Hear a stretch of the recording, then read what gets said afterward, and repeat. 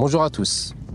Il y a quelques jours, nous avons découvert dans les médias que Kylian Mbappé, joueur du Paris Saint-Germain, meilleur buteur actuel de l'histoire du club, avait été écarté du groupe pour la tournée de préparation du club qui se déroule actuellement au Japon.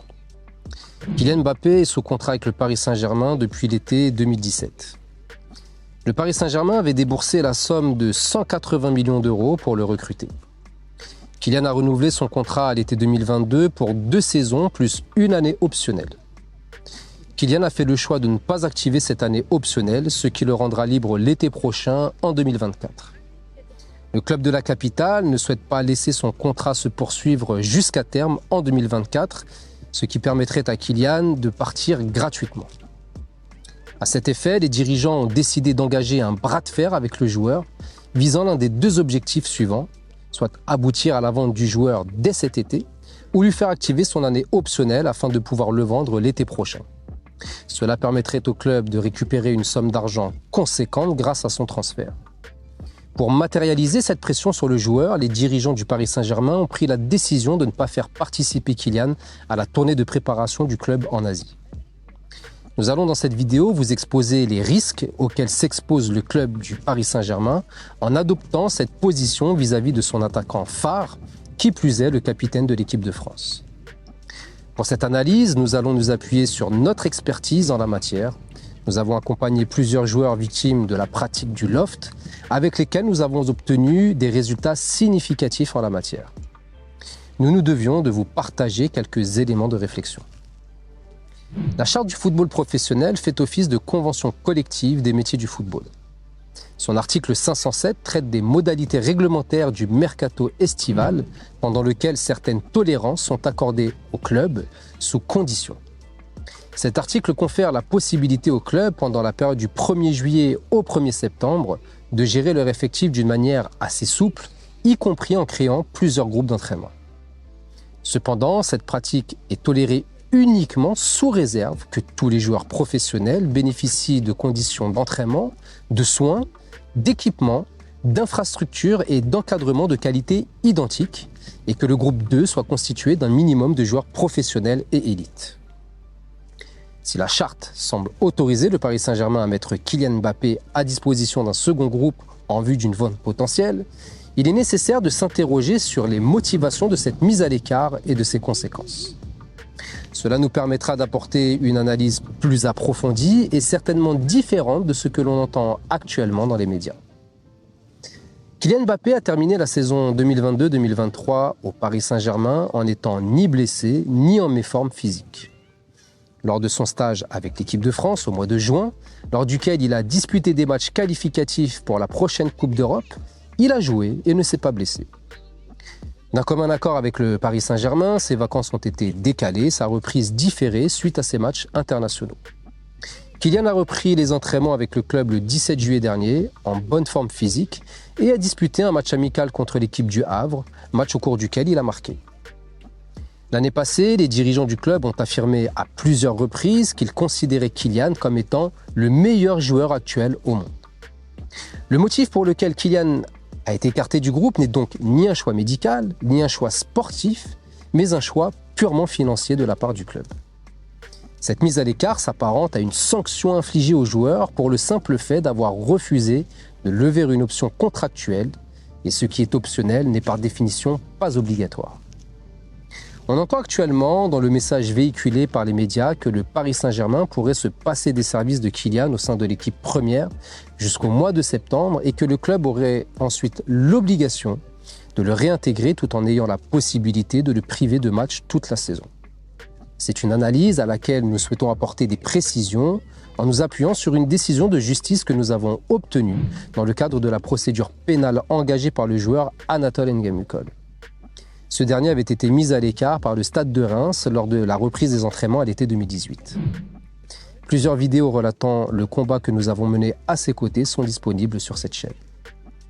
Dans cette procédure, M. Lacour, directeur général délégué du Stade de Reims, a été condamné par la Cour d'appel correctionnelle de Reims sur les intérêts civils pour harcèlement moral, une première dans l'histoire du football. Les magistrats se sont appuyés sur une jurisprudence constante qui reconnaît le fait de ne pas accorder un travail réel à un salarié, même en contrepartie d'un salaire, comme constitutif de harcèlement moral, sans restreindre cette décision à une période déterminée. Cette jurisprudence s'apparente métaphoriquement au cas d'une secrétaire qu'on rétrograderait sans motif légitime dans un bureau, en lui confiant de façon pérenne l'unique tâche de coller des timbres. Cette mise à l'écart, en contradiction avec les dispositions de son contrat de travail et de sa fiche de poste, serait de facto constitutive de harcèlement moral. Placer un joueur de football dans un poste autre que celui prévu par son contrat de travail, en le rétrogradant de manière injustifiée sportivement ou médicalement, serait une mesure portant atteinte à sa dignité et à son évolution de carrière. Dès lors qu'un joueur serait maintenu plusieurs jours dans un poste inadapté à son profil, serait perçu à nos yeux comme constitutif de harcèlement, même s'il était amené à disputer des matchs avec l'équipe réserve, car elle se situe à un niveau de compétition bien inférieur. En privant Kylian d'entraînement à la hauteur de ses qualités par stratégie financière et non par choix sportif ou médical, il pourrait être reproché au Paris Saint-Germain de ne pas fournir aux joueurs un travail réel, même avant cette échéance du 1er septembre. Le recrutement d'un joueur de football par un club a pour objectif de lui faire jouer des matchs. La finalité des entraînements effectués par les joueurs de football, comme dans tout sport, est d'être optimisé pour la compétition. Si le club décidait de laisser Kylian sur le banc de touche toute une saison, même en étant réintégré au sein du groupe Pro 1 pour les entraînements, le Paris Saint-Germain serait également en faute en ne respectant pas la finalité du contrat de travail du footballeur. En matière de droit français, l'employeur a une obligation de résultat sur la santé et la sécurité de ses employés. La lésion de l'organisme est médicalement et judiciairement reconnue comme pouvant être physique et ou psychologique. Cette obligation de résultat est-elle respectée aujourd'hui par le Paris Saint-Germain envers Kylian ? De plus, l'article 222-33-2 du Code pénal nous définit le harcèlement en ces termes. Le fait de harceler autrui par des propos ou comportements répétés ayant pour objet ou pour effet une dégradation des conditions de travail susceptible de porter atteinte à ses droits et à sa dignité, d'altérer sa santé physique ou mentale ou de compromettre son avenir professionnel, est puni de 2 ans d'emprisonnement et de 30 000 € d'amende. Premièrement, le président du Paris Saint-Germain a dit que Kylian ne viendrait pas au Japon car il n'avait pas levé son option contractuelle. Deuxièmement, il a affirmé publiquement que les joueurs n'ayant pas été conviés à participer à la tournée asiatique ne faisaient plus partie du club alors qu'ils sont tous encore sous contrat. Troisièmement, il a mis à exécution sa décision en écartant Kylian Mbappé du stage de préparation. L'ensemble de ces actions ont été réalisées pour le contraindre à partir du club avant la fin de son contrat ou pour l'obliger à lever son année optionnelle. Ces faits ne seraient-ils pas conformes à la définition pénale du harcèlement ? Ne serait-ce pas des propos ou comportements répétés ayant pour objet de porter atteinte à sa dignité, altérer sa santé physique et compromettre son avenir professionnel ? Kylian pourrait demander une rupture anticipée de son contrat de travail pour faute grave de son employeur, exiger le versement de ses salaires ainsi que des dommages et intérêts au titre de réparation du préjudice subi. Il pourrait faire ces demandes s'il saisissait la justice en référé pour exécution déloyale du contrat de travail sur le plan civil ou en citation directe sur le volet pénal. Cette situation, bien qu'elle soit une entrave au Code du travail, peut être constitutive d'une infraction pénale avec toutes les sanctions coercitives qui en découlent. Nous souhaitons maintenant approfondir l'analyse juridique de ce dossier.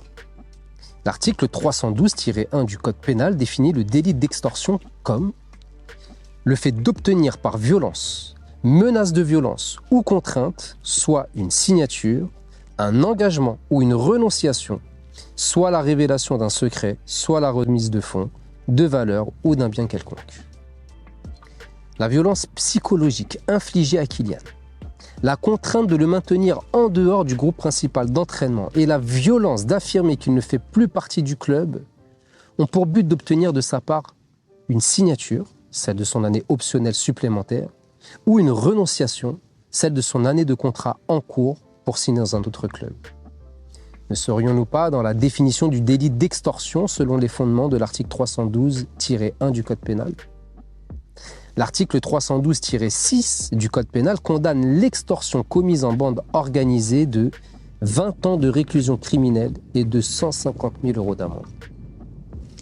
à savoir que la simple tentative d'extorsion est punie des mêmes peines selon l'article 312-9 du Code pénal. Les dirigeants du Paris Saint-Germain pourraient risquer de lourdes peines. Le procureur de la République, au vu des révélations faites dans les médias, pourrait dès à présent s'autosaisir. L'affaire ne serait pas traitée devant le tribunal correctionnel, mais au sein de la cour criminelle ou de la cour d'assises, car l'extorsion commise en bande organisée relève du criminel. Bien que nous aurions encore beaucoup à préciser sur le volet juridique, concluons avec les éléments suivants.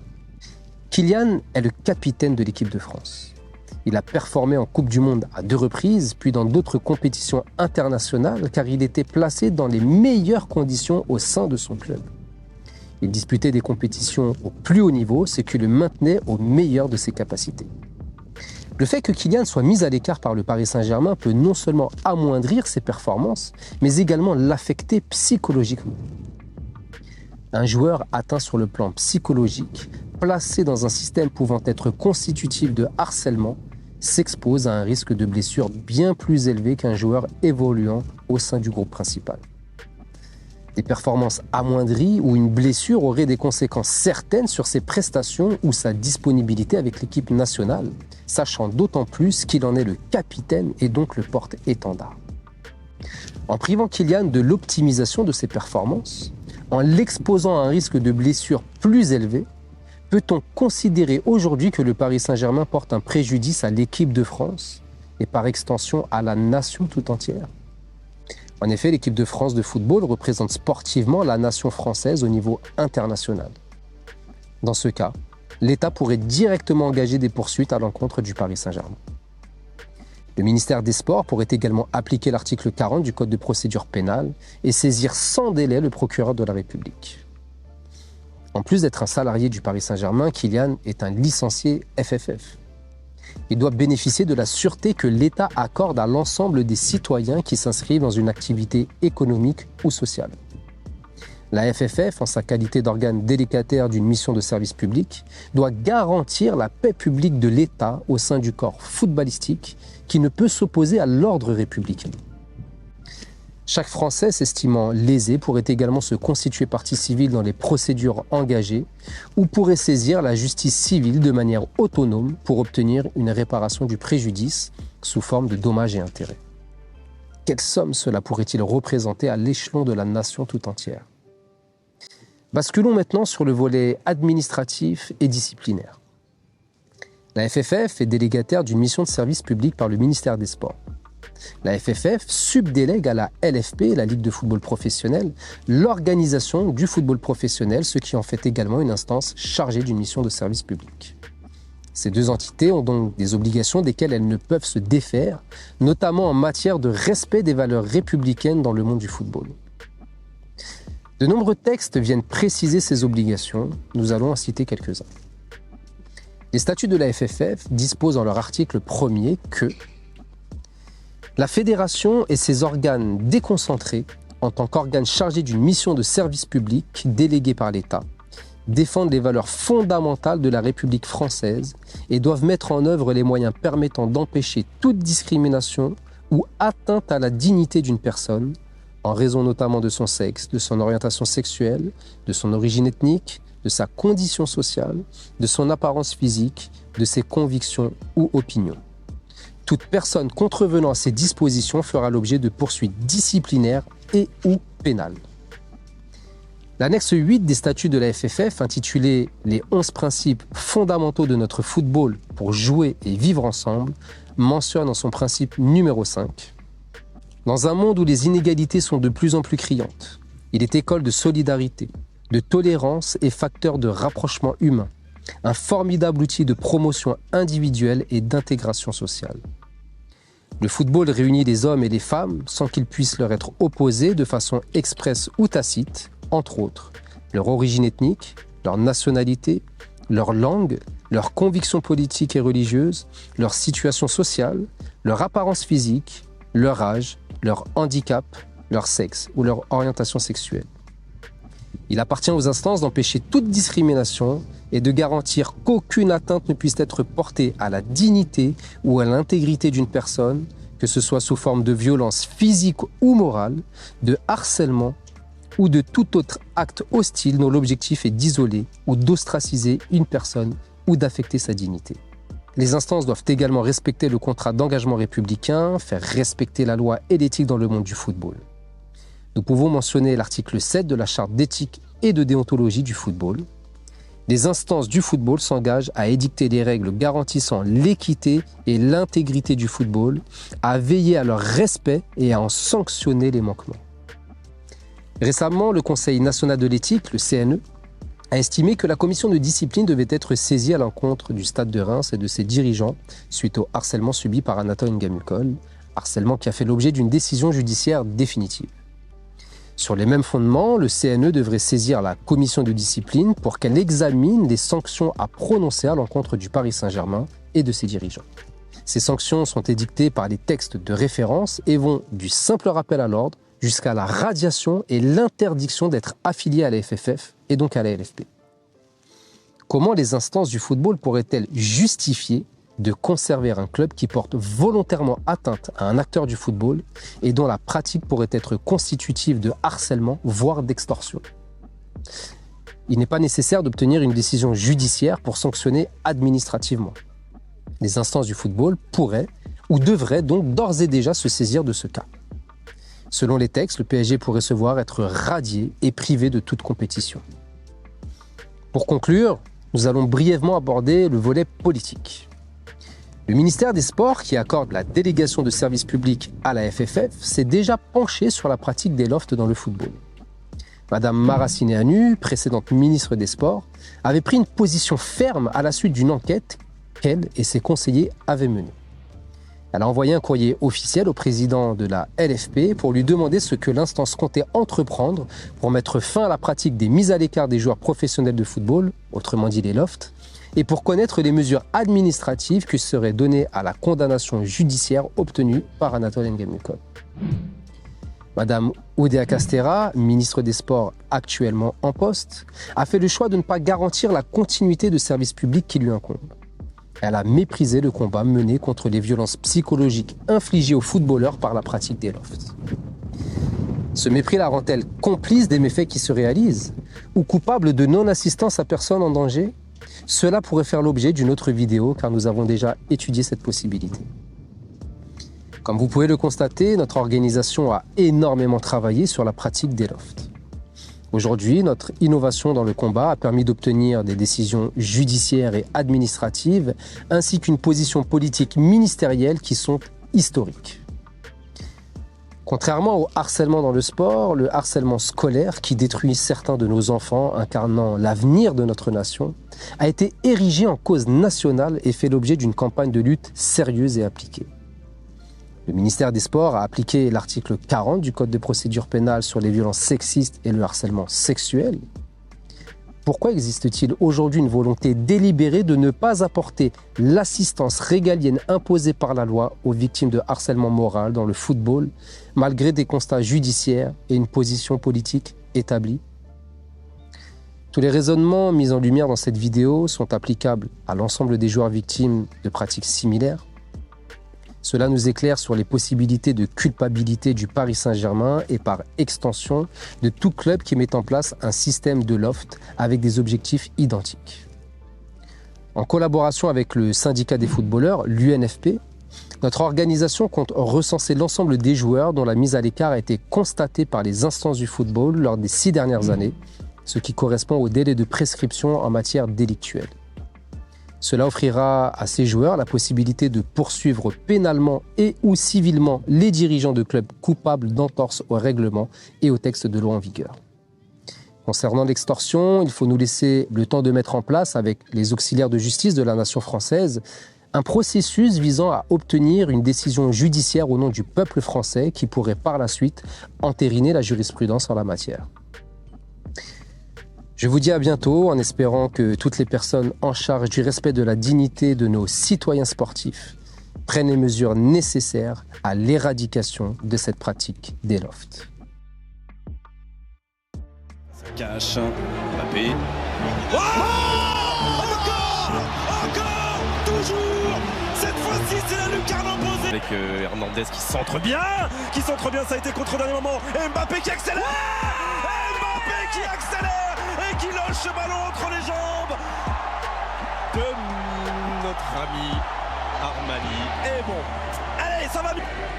Mal dégagé, et puis c'est Kylian Mbappé qui fait la diff là, qui arrive à faire ce petit crochet, puis derrière ça frappe croisé pied gauche. Et Armani qui est face à Vida. Oh, Kylian Mbappé, ça fait 3 buts d'avance pour les Bleus. Est-ce que c'est terminé? Sans doute pas. Il y a Hugo Loris, le capitaine. Allez, Prends ton temps, Hugo. Prends ton temps, tranquille, tranquille. La fais pas tomber. Allez. La France est championne du monde de football. La France est championne du monde de football. Bravo messieurs. Bravo messieurs, champion du monde, 2e étoile. Bravo à cette magnifique équipe, cette jeune équipe.